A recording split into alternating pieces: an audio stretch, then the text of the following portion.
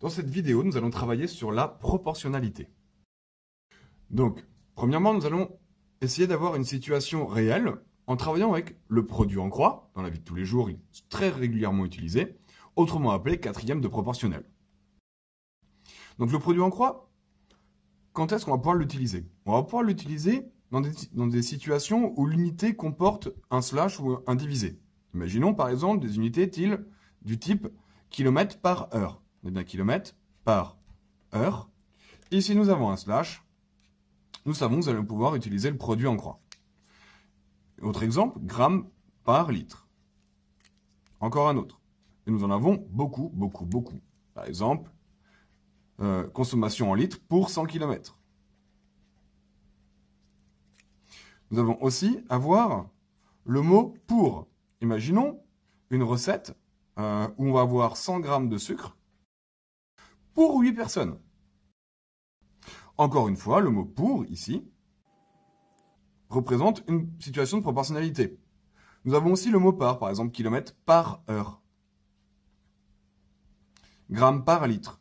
Par contre, là, c'est la consommation en litres pour 100 km.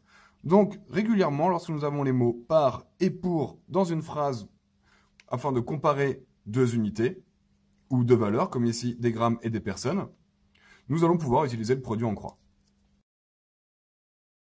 Prenons un exemple. Imaginons, je vais au marché et je trouve des pommes à 80 centimes, donc 0,80 € par kilogramme. Moi, je vais avoir dans mon portefeuille 2 €.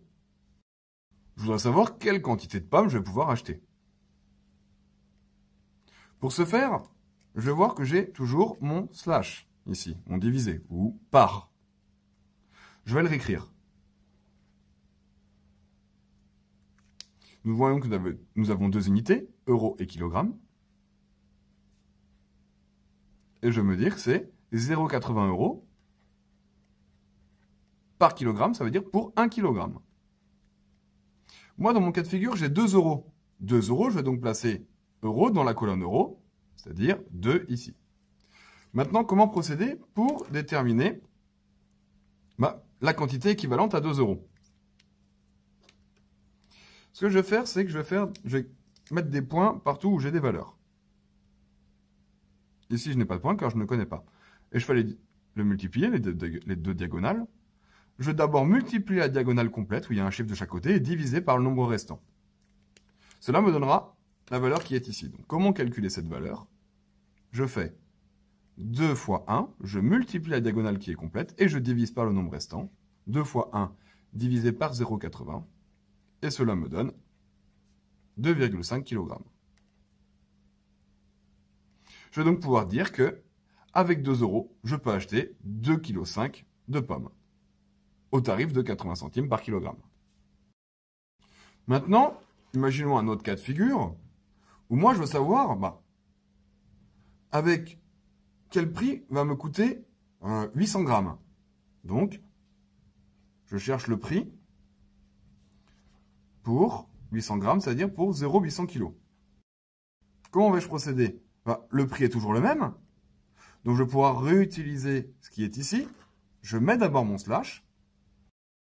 À gauche, j'ai les euros, à droite, j'ai les kilogrammes. C'est 0,80 € par kilogramme, ça veut dire c'est 0,80 € pour 1 kg. Moi ici, c'est 0,800 kg, je vais donc placer ça dans la colonne des kilogrammes.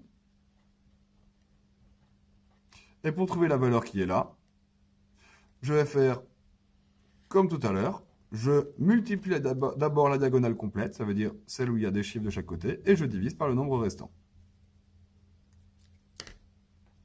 Cela va me donner 0,80 fois 0,800, le tout divisé par 1, et j'obtiens 0,64 €. Je vais donc pouvoir dire qu'ici, 800 grammes ou 0,800 kg de pommes, ou le prix